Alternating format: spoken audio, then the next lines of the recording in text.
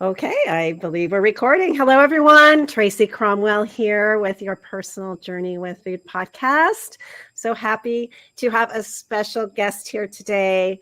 I have guest Lauren Archer, and I asked her on the show because she's got an incredible book that she just had told me about that's available to you, and we're going to be talking about that. Again, on your personal journey with food, I like to talk about everything that integrates with your life. So you'll find that we have guests about finances, career, education, nutrition, health, physical fitness, spirituality. It's all connected. And so if we can look at our lives as an integrated life, we're going to find that everything is connected. And so today, I can't wait to talk about this book with Lauren. So Lauren is a mindfulness trainer, a HeartMath coach, and hypnotherapist who helps her clients embrace healthy habits with ease. And she has a wonderful website, laurenarcher.live. She's also works with entrepreneurs, evolutionary leaders, and purpose-driven professionals to get to their next level of life. So if listen up, she's got great knowledge for us today. And so with that, just welcome, Lauren. Thank you so much, Tracy. It's great to be here and to talk about the things that are near and dear, I think, to both of our hearts. And that's helping people transcend habits and self-limiting beliefs that get in their way for whatever reason, getting to that next level in life. So thank you so much for all the amazing work that you do. Oh, thank you. And right back at you. So what inspired you? So she's written this book, 6-Word Lessons on Changing Habits. It's 100 lessons to stop self-sabotaging and gain self-mastery. So what inspired you to write the book and get it out there? Well, what inspired me to write the book, quite honestly, was my publishers. They do this whole series called 6-Word Lessons, and it's just such a lovely format. Short, sweet. Every title of every lesson is only 6 words. And so the notion is that you can get the ideas in bite-sized chunks.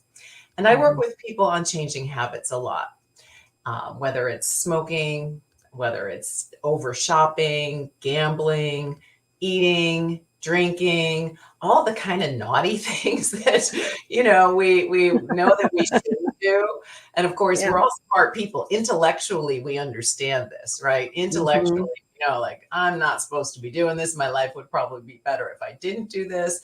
And we go ahead and do it anyway. So what's that about, right? I've always been curious about that. So in my one-on-one work, I wanted to have a little something to send my clients away with that would help reinforce the principles.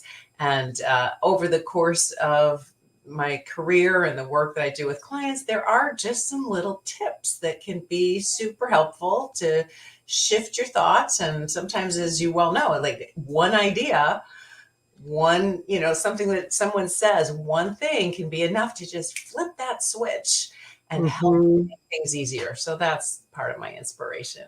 That's great.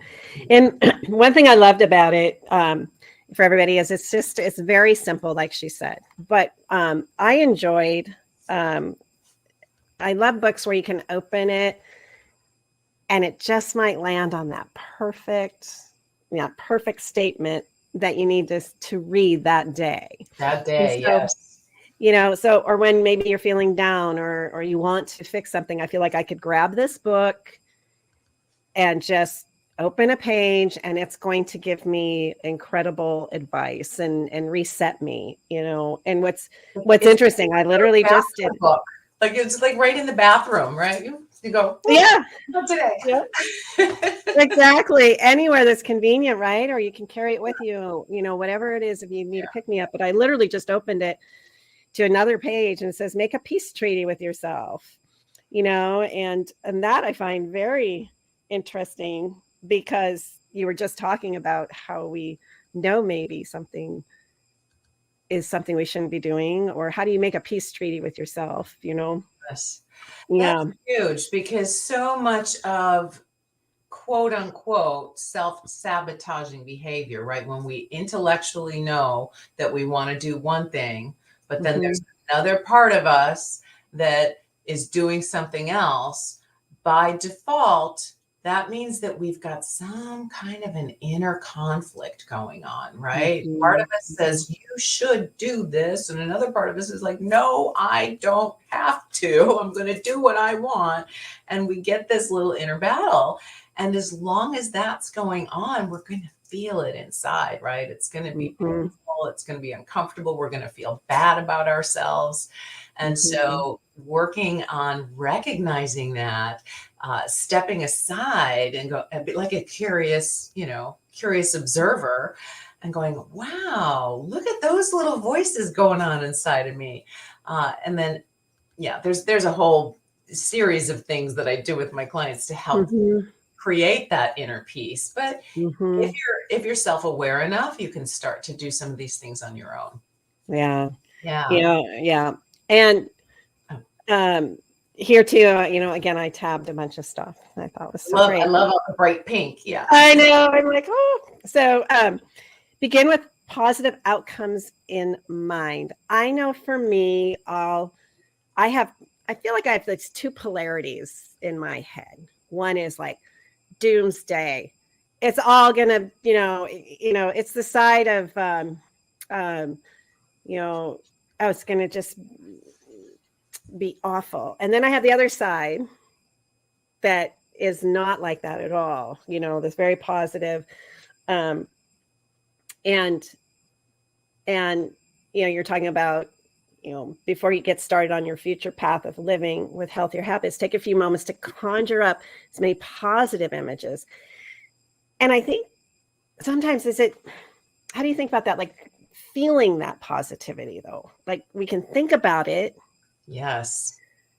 But isn't there like a slight difference between just thinking about it and then Mr. Nasty's over here, downing you? Maybe we don't know how to feel. So talk about a bit about maybe how we have a positive outcomes in mind, but how we can really root those maybe. So we just feel more steadfast in them, I guess.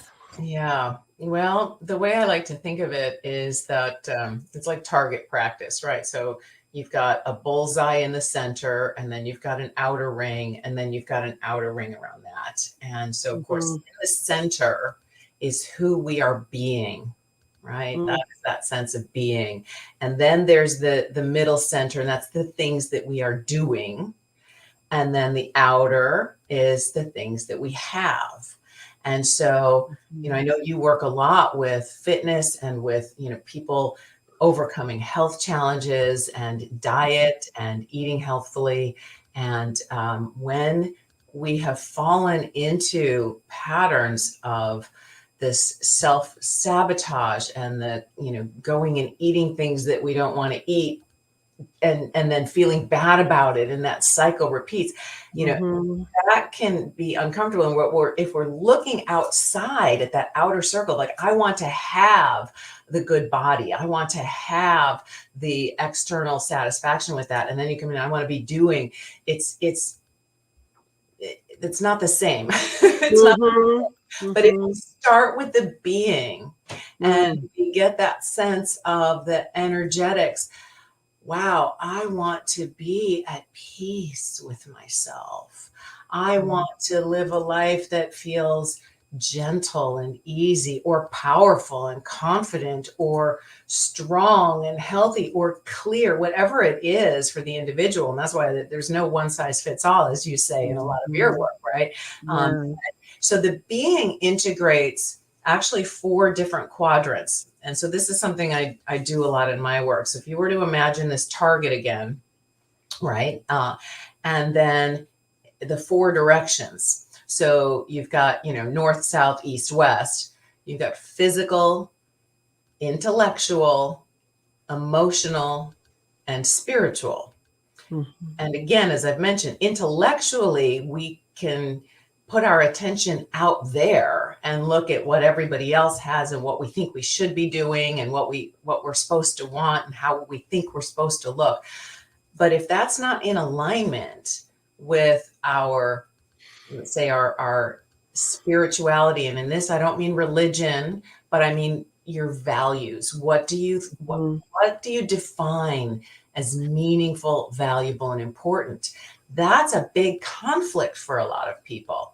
If we are projecting like I'm supposed to be 120 pounds when your, genetics, your physiology is, maybe it's supposed to be 180 pounds, right? Or even 200 to be living naturally. And so you can feel it in your energy that if you set your sights on that 120 pound,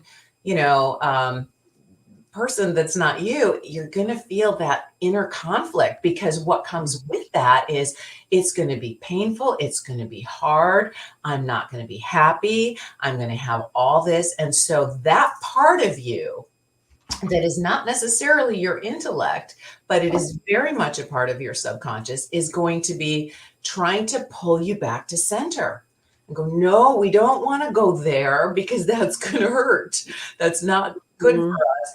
And it's not that important in the big scheme of my life, for example, right? So we want to play with each of those dimensions of being and find in that center, where are you most aligned, and how does that feel in your body, and how does that feel emotionally, and how does that connect with your sense of who you are and how you want to show up in the world? So that was a lot of words to answer your question, but that was great. No, please. And it's hard because it's hard to be so precise, because it's how you explain to someone, because I'll feel these inner you say you want to hear or your gut or your instinct or whatever it might be, and you can think I have a goal or I have something that I want to be, and how do you begin to discern these feelings, right? Yeah. And one thing that I really appreciated that you said was, sometimes you have to be, you have to be, if I interpret you right, be first that feeling. So we when we were talking about going out with a positive mindset into our goal, if we do get that feedback or that pushback, oh, okay, what is that about? And and not being, I think one thing that I used to be is just very worried about that pushback, and I didn't know how to, deal with it. So then I was upset that I had it, and then it was like, so, yes. So guys, you definitely have something to say about that. So please. Well, what you just mentioned, there was so much richness there. It's like untangling, unraveling, and unwinding these pieces of our psyche, and certain, traumas from the past can get embedded in our nervous system. Well, okay, let me step back a little bit, because here's how I understand it. And this is just my perspective. But you can look at each of us. We have our physical body, right? We've got our like, I don't have great hair, right? There's nothing I can do that's going to change my hair. I've got, a particular genetic makeup. It's influenced by my diet and my exercise and things like that. But, there's only so much I can do. But then we also have this invisible architectural structure. And I think of that as being sort of out here. It's in our field, right? It's in our head, but it's also in our gut and in our body. But our heart actually creates an electromagnetic field that can be measured multiple feet beyond our body. So what's in that in that field of our invisible architecture is all the thoughts we've ever thought, and especially the thoughts that we keep repeating.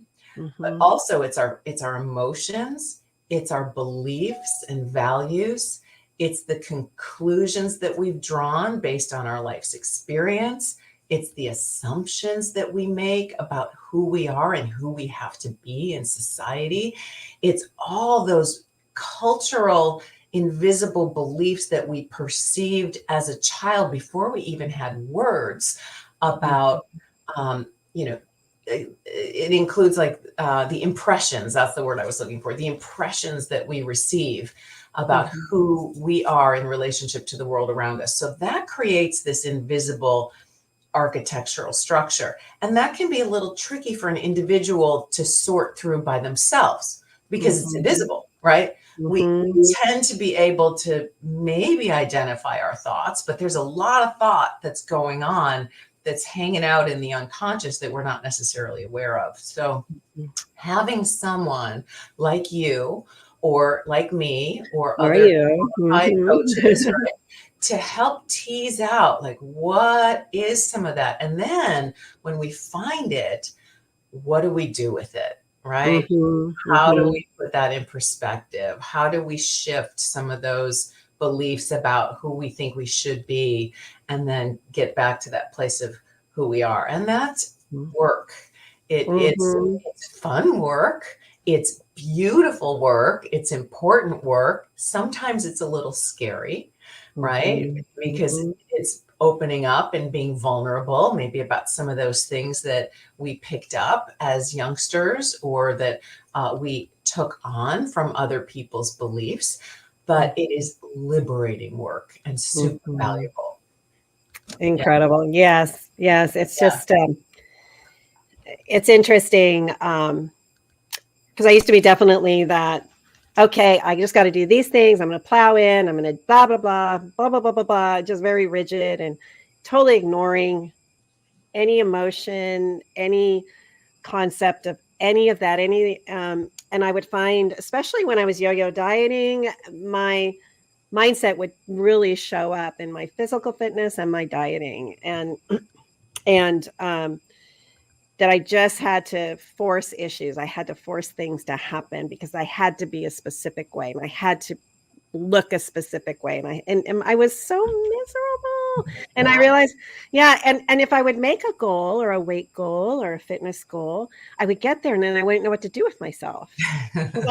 I don't really remember how I got there. And I probably got there in a very, aggressive, not loving way. And then I don't remember.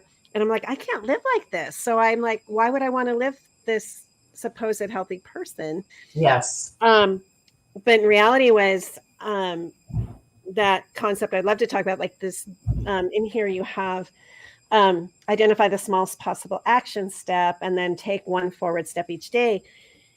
And I used to poo-poo the small steps, I'm very grateful for my journey. I'm grateful about, what happened to me because I feel like I can speak from someone that was very confused about, her body, what made it work, just thinking that I was worthy for one thing. I think that's the other thing. I thought I'll finally be worthy if my body was perfect. I'll finally be worthy if my hair's right or if I have the perfect job or whatever. And but I think if we talk about, I want to come back to that too. But again, just these small steps from a positive, mindset. How can I would love to hear your point on just integrating that into the small steps. Well, what I heard in what you were describing was this notion of masculine versus feminine ways to get to goals, right? And that forcing. And again, so if we were to look at that whole the four directions, the four dimensions, generally speaking, and I know like we're mirrored here, so I don't know which way is which. I know it's very difficult. It's like, wait, this is my right hand, but it's on our end, it's my left hand. So okay, so is this right? Is this yes, it looks you're on my right hand side. Perfect. Okay, so imagine that this. I know that's your left. Imagine that this is your right brain, okay, which would be the feminine, and that's the emotional and the spiritual. Those two quadrants, and then over here. Right, this would be the masculine. So that would be the physical and the intellectual. And so often we get so hung up on that physical, intellectual. We're going to push our way forward. We're going to do this thing. We're going to make it work. And then why does it not work? What's the battle? It's with the feminine. The feminine is in the dark. The feminine is the interior. It's the womb. It's inside. It's softer. It's more gentle. So when you said those, step by step, right? What do we think of when we say step by step? It's baby steps. That's nurturing, right? That's the feminine nurturing the infant to move more slowly and to do it graciously. So yeah, it's a really interesting perspective. And not being afraid of the dark, being aware that there may be energies inside of you that are resistant, but they're not bad. They might just be resisting that forcefulness and trying to find what is a more balanced, holistic way to do it from the center. Yeah. Wonderful. Yes. And that's the thing, because I think if we talk about societal, images and stuff, I do remember it. I'll talk about it. It's just, I grew up in the 80s. I became a teenager and all of that. And I saw that the guy, and guys, I'm not saying anything bad about you when I say this. So I just want to say that.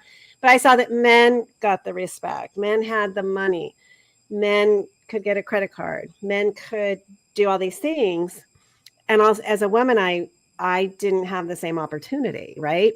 And I got mad, so I thought, and good or bad, I'd be like, well, they can do it, so can I, and so some of that I know with me, I think it was just this thing. I knew I was smart. I knew I had skills, and I was flustered because I wasn't able to participate the same level. So I think I did mash down, like I had conflict inside myself that I was worthy, because I knew I wasn't as worthy as a man was, and, and so I had specific pies I was supposed to fit in.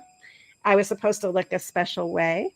I was supposed to act a special way. And this can be totally we can flip this too for men, society puts these pictures that can then cause this conflict in us that then expands out into the rest of our lives. Right. And so, I love that you brought up that, because I really overdrove that side of me, that incessant aspect of myself. And I went into the construction industry, and I was one of the first purchasing managers in the industry early on. And I remember all the scuttle and all of that, but I'm bullheaded enough, don't tell Tracy she can't do something, so, but anyway, but I realized that when you brought that up, it really made a great connection for me.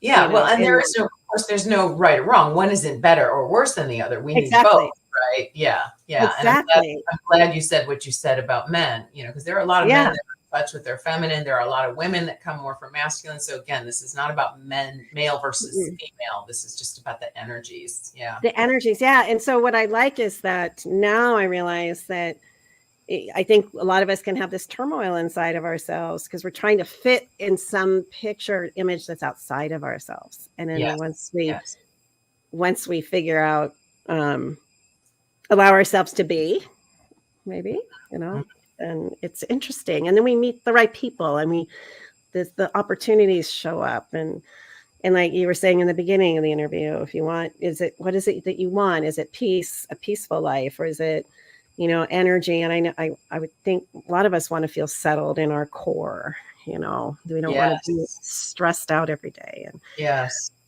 And you said something sorry, didn't mean to interrupt. No, I'm just babbling. Something that I think is really interesting, and I don't want to lose that thread. And you mentioned about, you're kind of doing the masculine thing, but not necessarily in touch with what was happening here.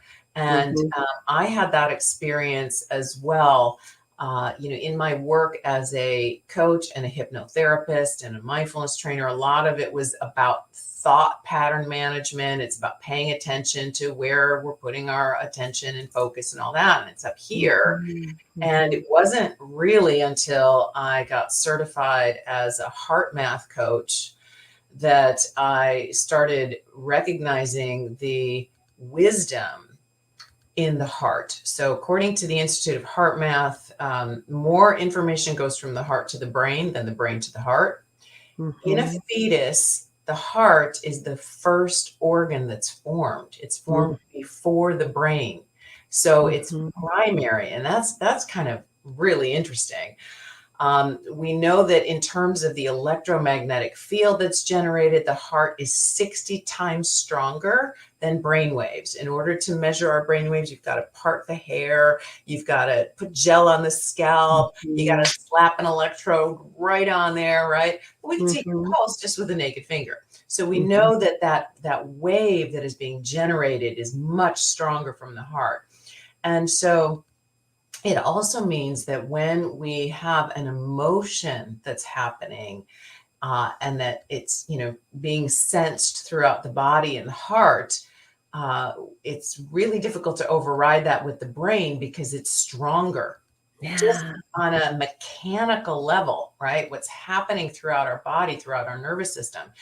And when I first started, when I learned all these different things, also one more little thing that's essential about that, and that is when we're in worry, doubt, fear, frustration, self-sabotage, any of those kind of negative, I hate the word negative, but, kind of lower energy emotional states, our entire mind body system is producing cortisol, right? Which we know makes us angry around the midsection.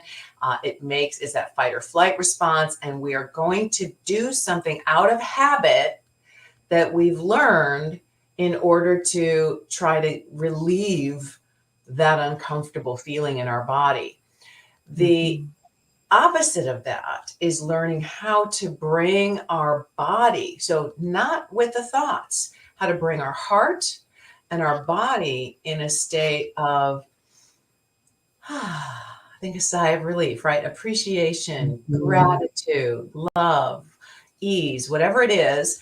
And that changes the mechanical pattern of the heart rate variability, and it triggers the release of different neurochemicals, which neutralize those stress hormones.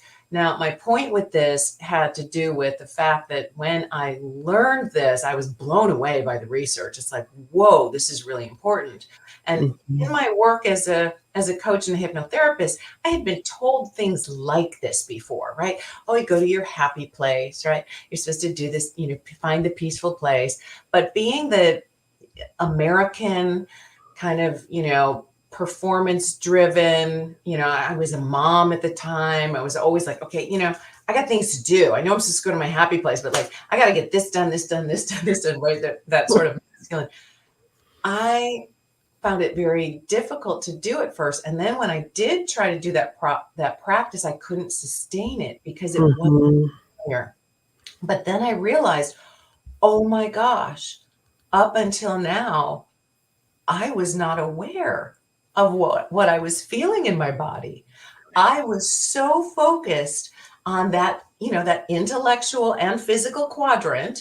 I was actually, let's see, it would have been over here, right? Okay.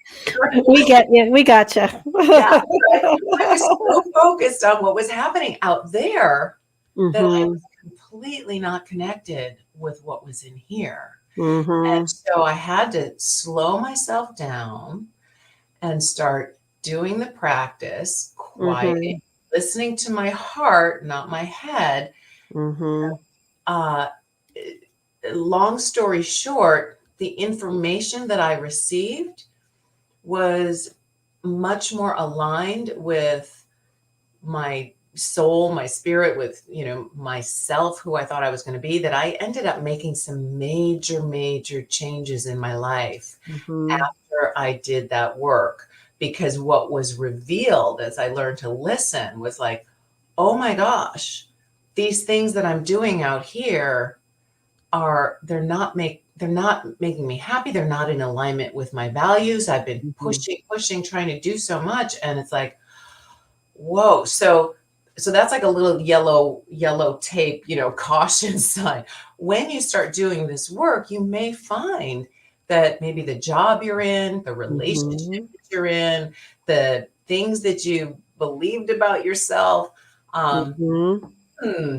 maybe there's some changes that need to be made, and it's not always comfortable or easy. So that's a long story to reflect on what you said, though, about, that connection with your heart, your body, your gut, and listening to that wisdom. I'll toss it to you. That was awesome, because it's interesting, because Dave passed away in May of 2022, and it was interesting how through that process, I didn't know how to function, in terms of the way I had been living, which was still even in my coaching, like I feel like we mirror each other in the aspect of what we knew and how we would coach someone. Find your happy place. What does that really mean? And get centered. And what does that mean? And I realized that my brain was not able to do that on its own. If all I can say, it didn't have the capacity. And I remember one night just thinking, I can't function. I don't know how to live. I don't know how to do this. I don't want to feel this way anymore. And then I can't live from the way I had been. It just wasn't going to work. And so it was like ripping off every layer. And then I think I do truly believe I was gifted the right person, the right message would lead me to the right coach, or the right audiobook. And I learned about HeartMath, and I learned about breathing through your heart, and at first my brain's like, it's like, meh. And I'm like, everybody does that. And it's like, it's no big deal, right? And I'm like, well, it's not work. Yeah. And it would poo-poo a little bit, but I'm like, you got nothing right now, Tracy. You got nothing. So just sit down and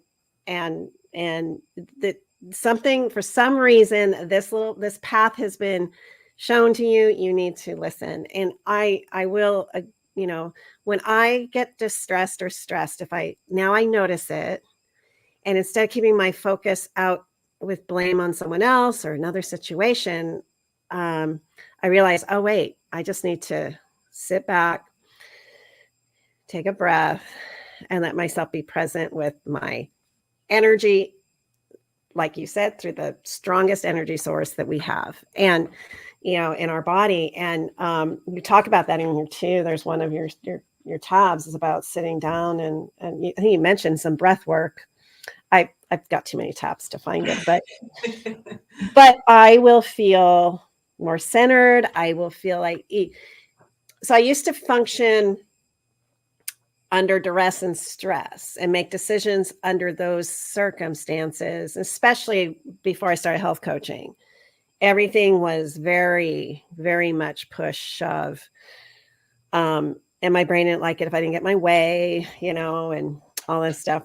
And so what I want to tell everybody is that if we can sit back we notice, wait, I am amped. I am stressed. Give your body and everything that moment to sit back and create a space of safety. I guess that without the cortisol or whatever. But even if I do it for 30 seconds now to reset, it doesn't mean the situation may have changed outside, but at least I can approach it from a clearer mind.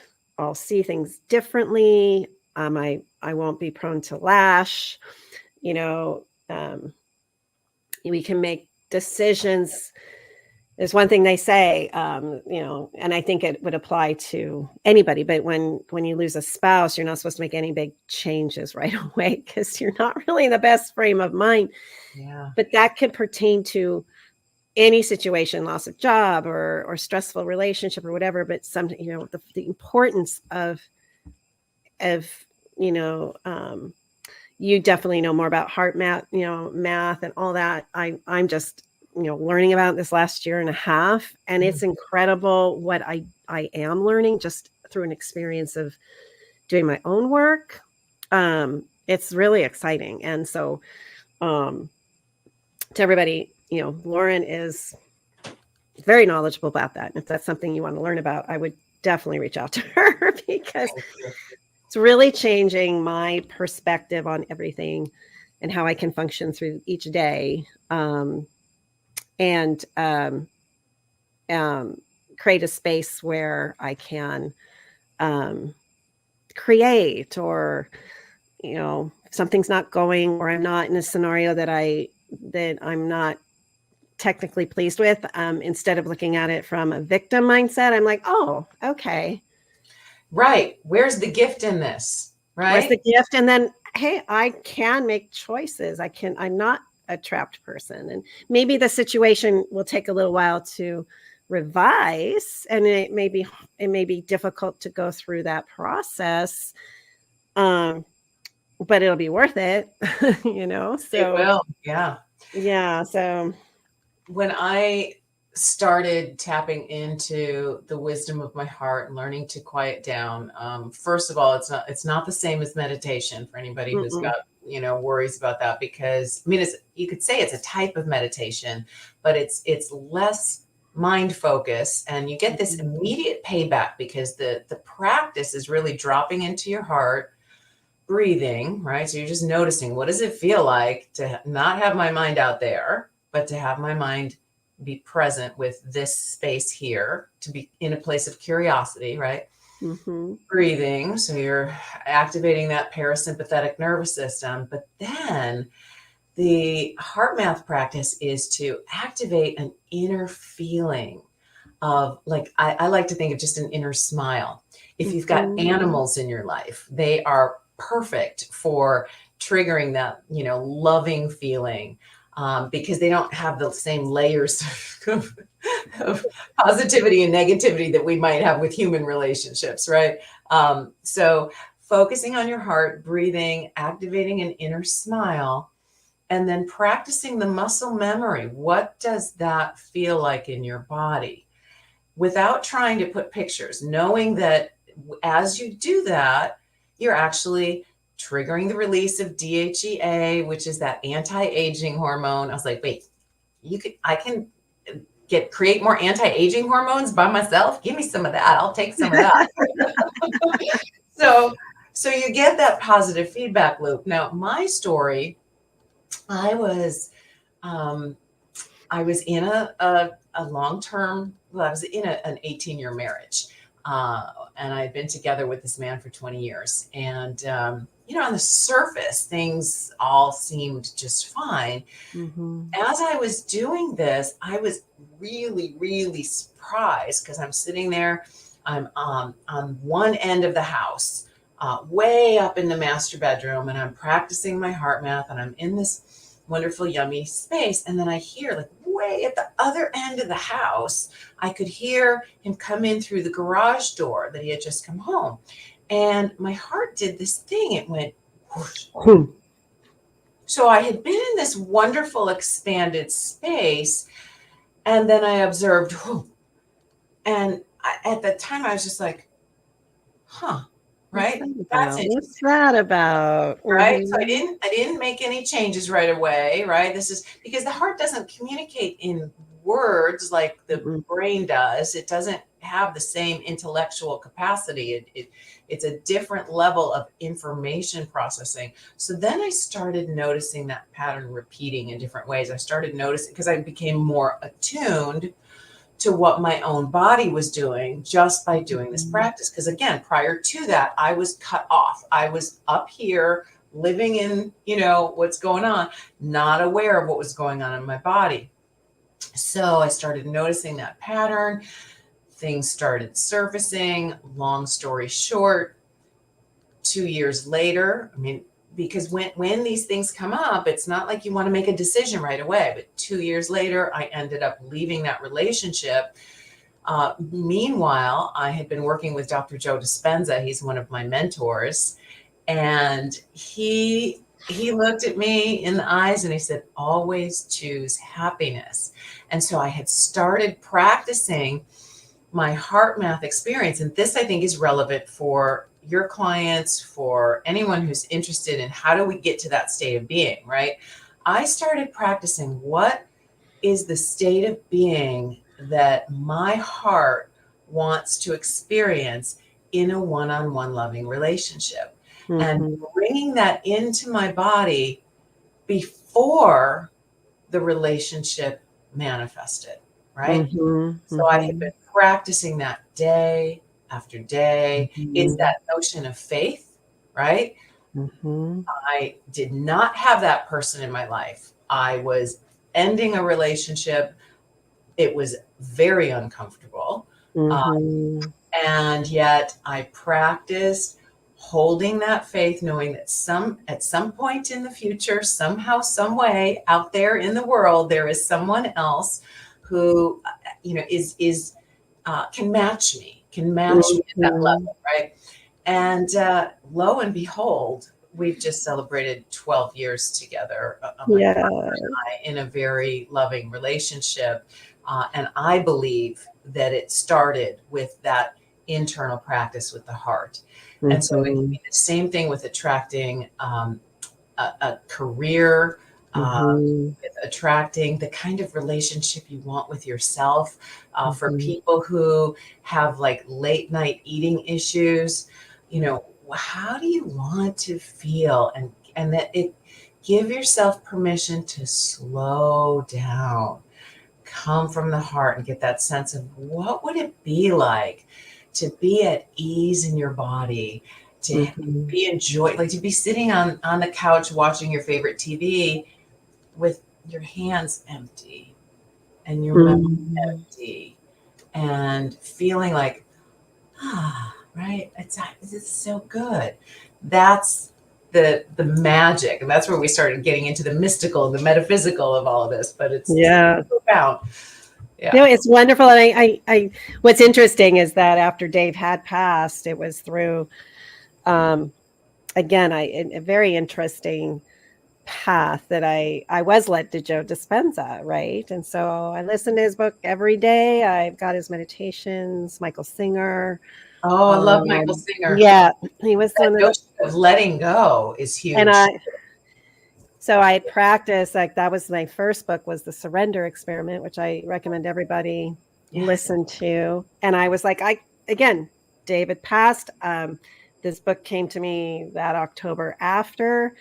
I was like, fine, I surrender. It means I have to say yes. I have to, even if I don't want to do it. It was really a fun experiment. And it, without me being so analytical, so this or that. And I was just like, okay, I surrender. And I'm going to figure this out in a way that's, as Joe says, have things come in a way that's right for me. It may not be the way I think it should be, and how, darn it all, I planned it all this way. But I'm learning though too, if I do that, I've had some incredible experiences, because I think when we're open, and we can emulate and we feel what we hope, what we want, and we start living from that heart space, that mind, with compassion. And it took me a little while to figure this one out. It was like breathing through your heart. And I'm like, how the heck do I do that? But it's what you just said. It's just, our lungs are right there, our heart's right there. And it's scary, because I've noticed the same thing too around certain people. It's like, boom. Yeah. And then other people, I'm like, and I'm like, oh, I should pay attention to that. And so I get what you're saying, and it is really, to me, it's just very exciting to feel like I can live and have a life that's right for me. Yeah. And it may look different than anything I had ever thought it might be, but I will feel whole as a person. I will be it, not to say stuff's not going to happen. So I'm not saying that. I mean, Right. stuff's going to happen, but, and it gives me empathy towards myself, love towards myself. And it's like a true, you feel like it's true this time, or I don't, does that make sense? Like It it's, does. It does. And, I yeah. want to acknowledge with Dave's passing, I mean, that's huge, right? That is a big boulder in your pond. Mm-hmm. And one of my teachers, when I was going through one of the most painful times in my life, and at this time I was also doing HeartMath, had a really beautiful metaphor that meant a lot to me. And that it has to do with how we deal with painful experiences. Mm-hmm. And he said, imagine that the universe is a great carver, and your heart is like a big wooden bowl. And the the the carving is making it deeper and Mm-hmm. fuller and smoother. And so it gives you more capacity, right? Mm-hmm. So going through pain like this, it's not something that we want to try to dismiss or get over quickly. It actually increases our capacity to be Mm-hmm. human and to feel. And so when you let yourself, and I would imagine you've been doing a fair amount of this, right? Letting yourself feel all of it, the Mm-hmm. beauty, the pain, the bittersweet, the love that you shared, that you Mm-hmm. had it at all. And now the absence of that. And Mm-hmm. who are you in that, absence of that? And then what does that open space for? All of that provides an opportunity for you and your heart to have this bigger capacity to be human, and that is valuable. So I'd Mm-hmm. love to hear your thoughts on how you've grown, what's evolving for you as part of this, because Yeah. it's Yeah. not over, right? I'll be honest with you, so I'm a timeline person, and all this and that. And I said, okay, well, they say it's like 12 months. And then they say, well, this or that. So this part of my mind is like, okay, I made it through all the first. So the second Christmas should be really easy, or this or that. And what I'm learning, the first thing I want to say was, number one, I used to suppress all my emotions. They were not things that were good. Emotion is not good. You shouldn't show emotion. You this or that, and through again finding Michael Singer and his books, and then Joe Dispenza, is I'm like, wait, no, I want to let these feelings go so that I don't, as Michael Singer says, I don't get them trapped. They don't get stuck.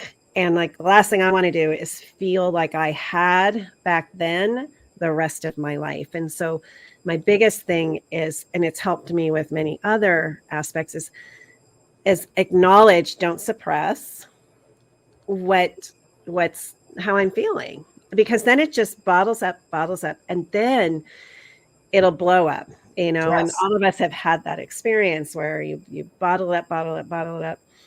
Yeah. And so I've given myself grace for emotion. I've also, again, practiced when I feel things happening. I just, it doesn't matter where I'm at. What I love about it is you can do this standing in line at the store. You can be in Exactly. the car. Like, oh my gosh, I feel it. Okay, breathe through it. It's okay, and so I'm learning to how do I say this? One of the hardest parts was like, sometimes it just takes something to really rock you and break you to make you feel like maybe you're becoming your best self.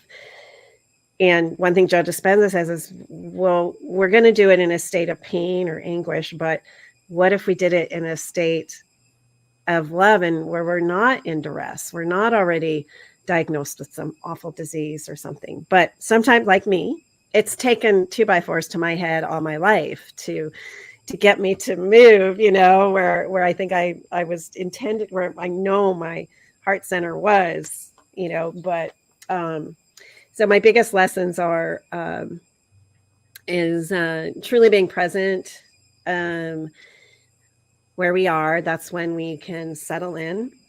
We may not be where we want to be. We may be in a very difficult situation, but we can be present and then start to create through this aspect of not living in a state of fear, of stress, because our brain cannot make those decisions, the daily decisions that we're making under stress. We don't need to do that.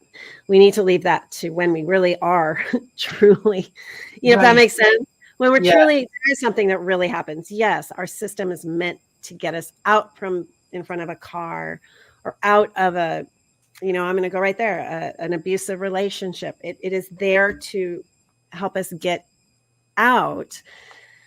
But I think because we can turn on the stress anytime we want over a cup of coffee that's not right, or got to sit in traffic, I feel that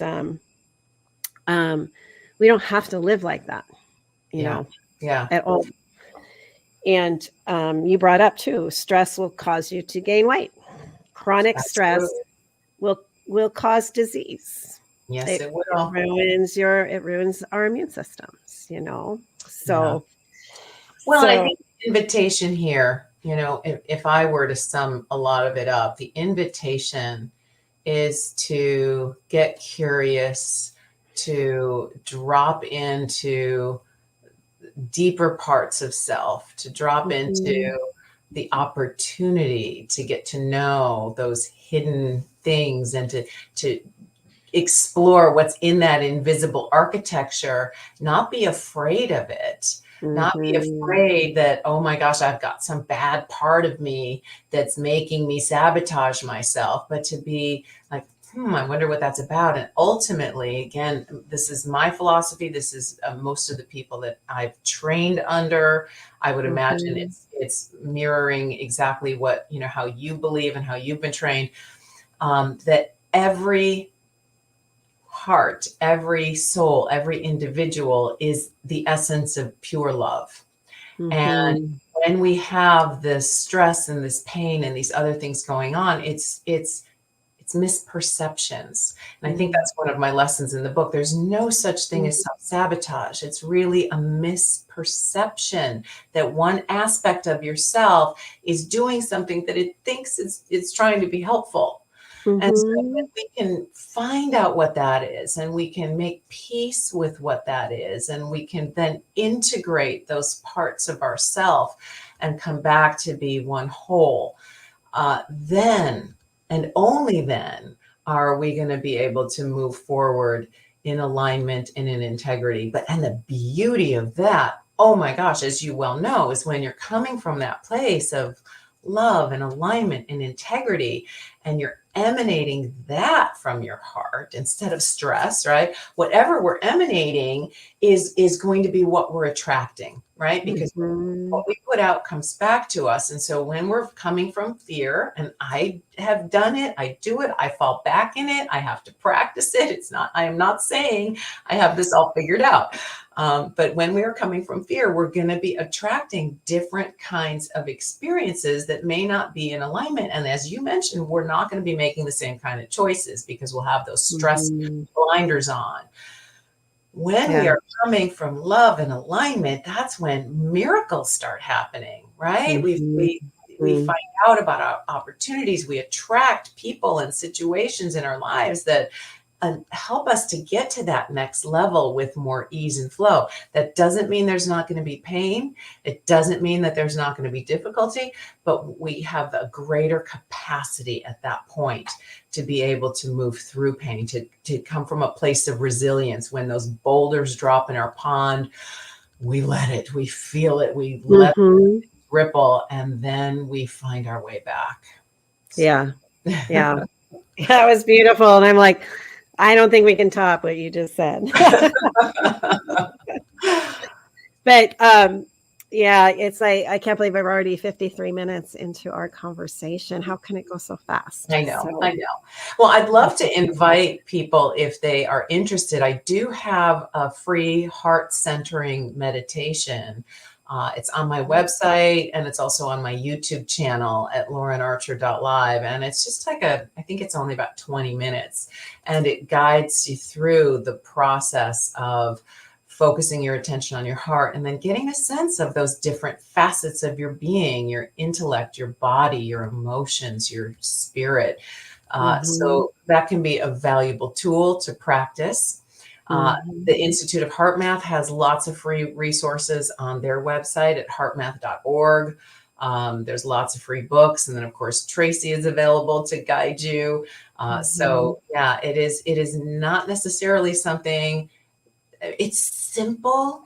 It's very simple, but it's not necessarily easy. right. You agree? Yep. Yeah. I agree. Yep. And, oh, I had a point. I was going to tag on and it went away. Oh, But sorry. maybe no, it wasn't you at all. Oh, I know. HeartMath, right? MATH. So not Right. heart. Yeah, MATH. Right. Because it has to do with the algorithms. Yeah. So not. Algorithms of heart rate variability. And Yeah. in my office downstairs where I see clients, I have a little chart where I show Yeah. the pictures of, Yeah. what does it look like when we're in a stressful state and that heart pattern looks chaotic.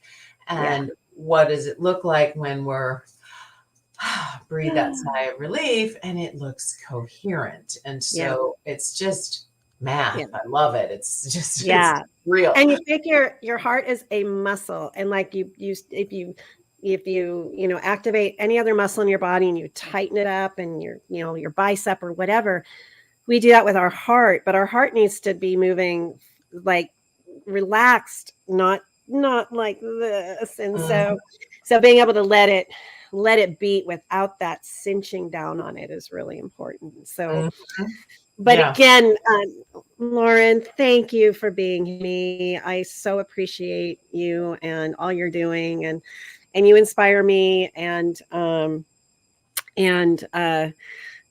thanks for being out there for others as well. So I do Likewise. watch Thank what you you. do. So. Yeah, thank you so much for doing the amazing work you do. There are we're not in competition, we're in cooperation. People are going to work with who they feel drawn to. We all, I have coaches. We all need that one-on-one human connection. And so, yeah, super valuable. Yep. Thank you so much. I'm going to do the same thing.